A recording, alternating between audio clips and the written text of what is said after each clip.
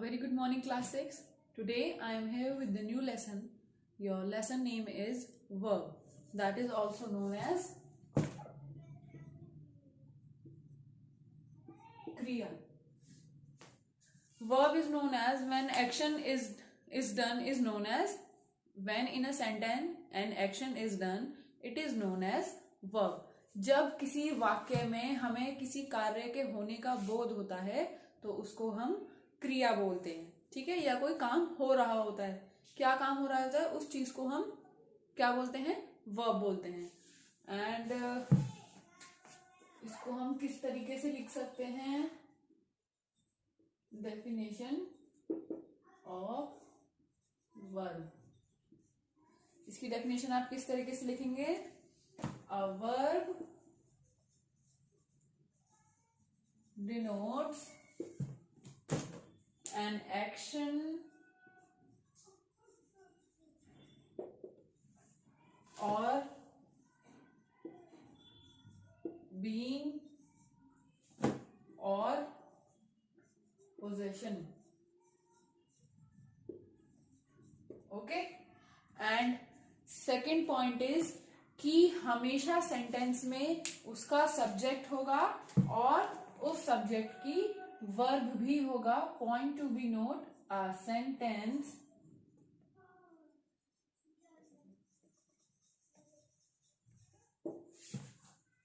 must have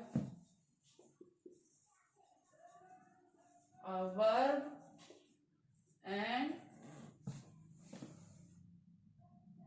have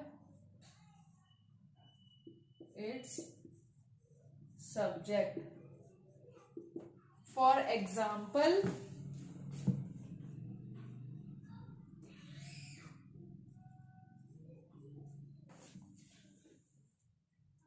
Ram is walking on the road. तो इसमें आप मुझे बता सकते हो सब्जेक्ट क्या है।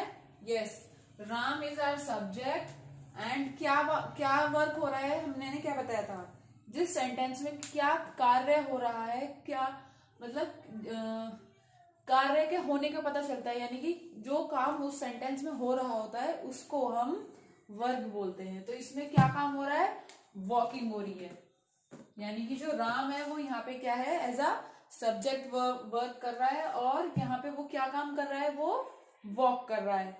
So this is known as your verb and this is your subject. और यहाँ पे इज क्या है, हमारी हेल्पिंग वर्ब है। What is this, helping verb, ठीक है। अब आगे देख लेते हैं हम लोग इसमें सब्जेक्ट वर्ब के कितने टाइप्स होते हैं।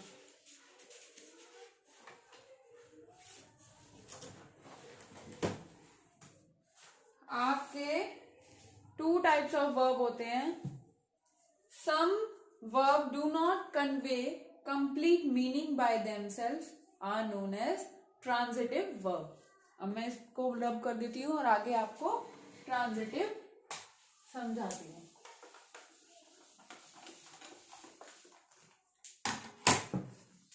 Transitive verb,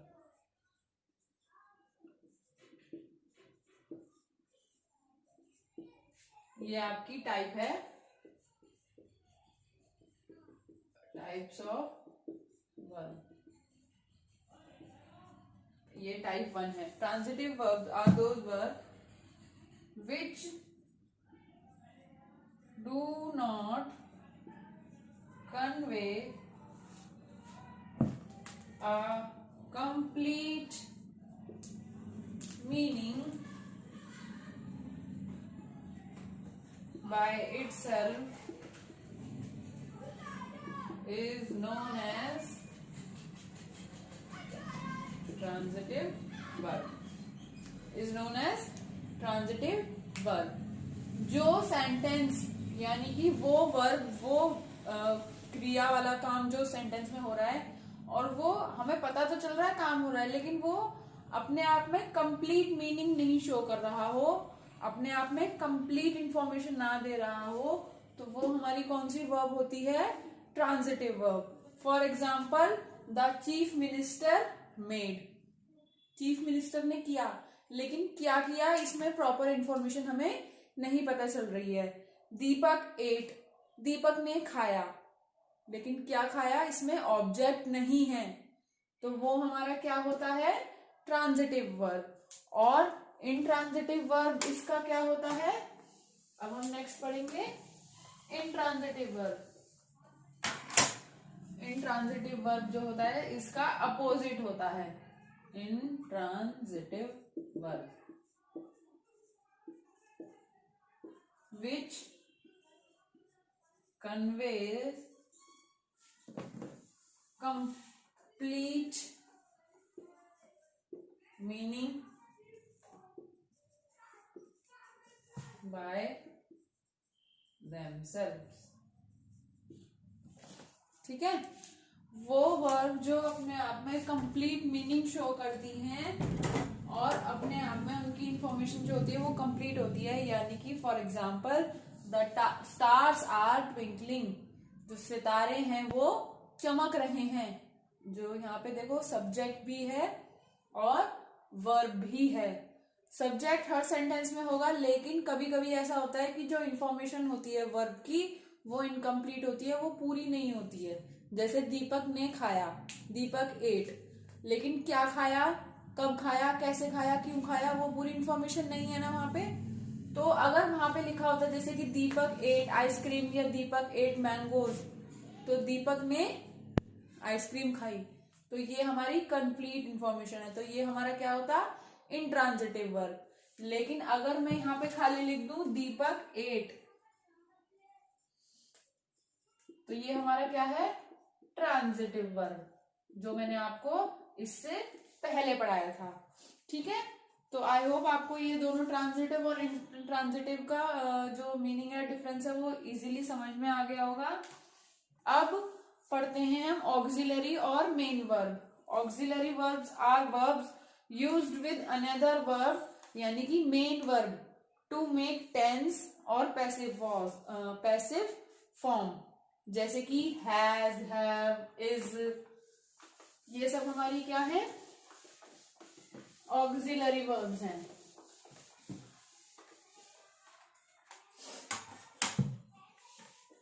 has, have, is, are और वाज, ये सब कौन सी हैं, हमारी ऑक्सिलरी वर्ब्स हैं।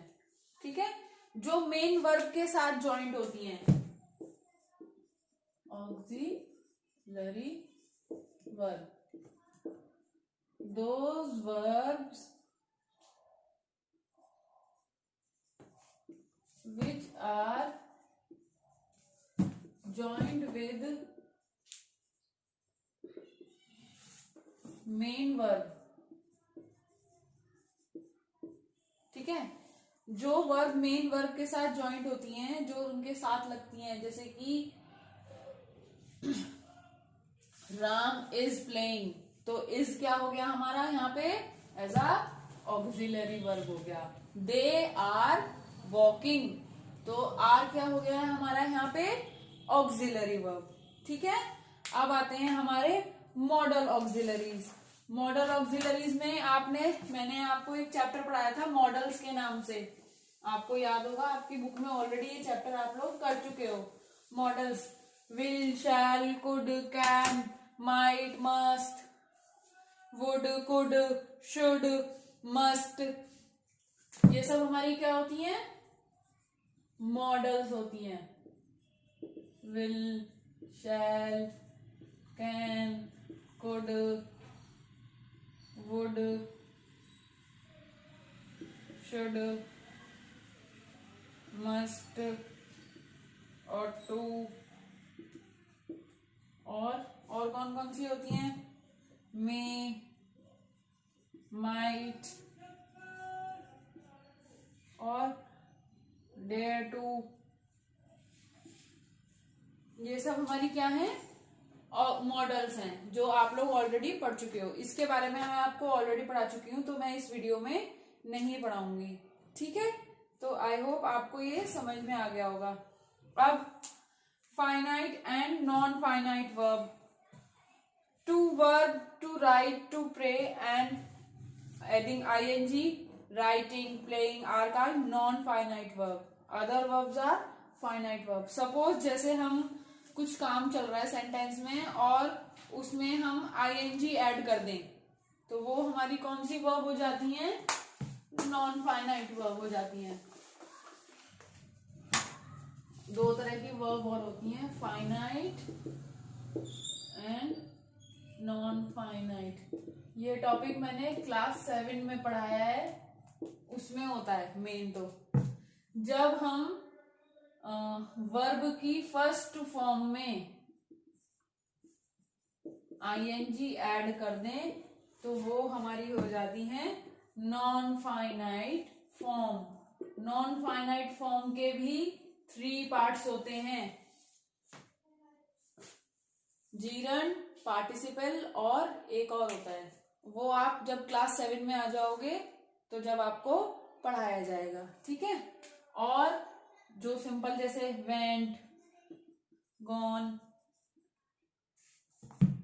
एट, ईटन, ब्रोकन, ये सब कौन सी हैं हमारी?